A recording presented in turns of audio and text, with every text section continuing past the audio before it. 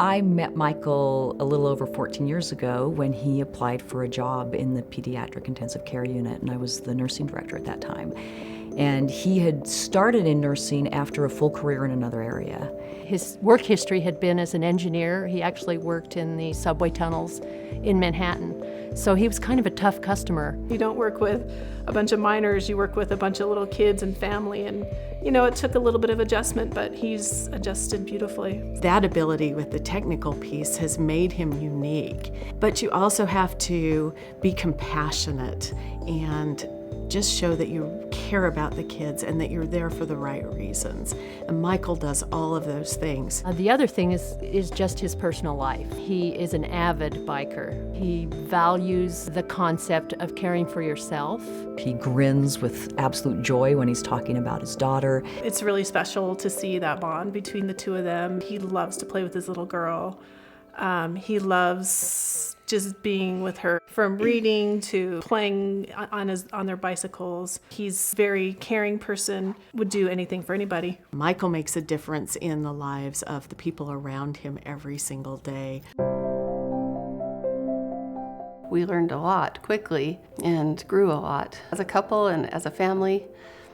And it was terrifying. It was really terrifying. 4 years ago today, we took Spencer to the hospital because he had a lot of stomach pain and was just not feeling well at all. After some tests and things, they realized it was his heart, and he was in total heart failure. They sent us down to Primary Children's Hospital, where he was on various forms of life support for several weeks. Waiting for the phone call that a heart had been found for him. We were worried about our 4 daughters at home, worried about him, just devastation and grief, thinking even if, Spencer wasn't given much hope. And I had, up to that point, really tried to be very upbeat and positive, but I lost it. I remember I just sat down in a chair and I was just almost shaking. I was so upset.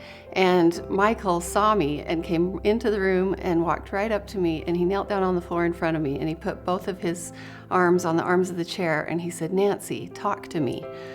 And I could see the sincerity in Michael's eyes. I could see that he meant it. He was worried about me and what was going on inside of me.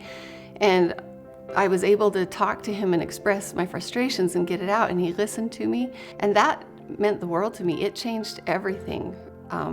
I was able to move on from the frustrations I had and get over that moment. But then I also knew that we weren't alone in this, that the staff, Michael, others like him, they were there for us. Michael was one of the ones that was able to really reach out to Spencer and relate well to Spencer and make Spencer feel comfortable at the hospital.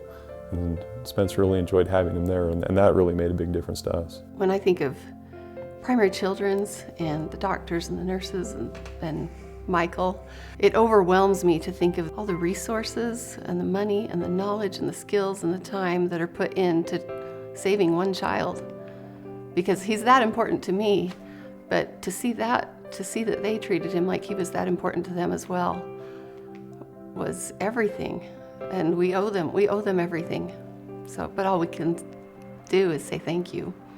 So that's the kind of stuff Michael does for all of us. He lives our mission of living the healthiest life possible. He is just an outstanding nurse among so many amazing people that we have at Primary Children's. I can't think of anybody who embodies the concept of healing for life better than Michael. Michael, you've deserved this award. You've worked so hard. Quinn and I are very proud of you. Want to blow him a kiss? Thanks. I liked how you played with me and kept me happy while I was in the hospital. We're grateful for you. We're grateful you were there for us, and I'm really grateful that you're still there for other families that need you.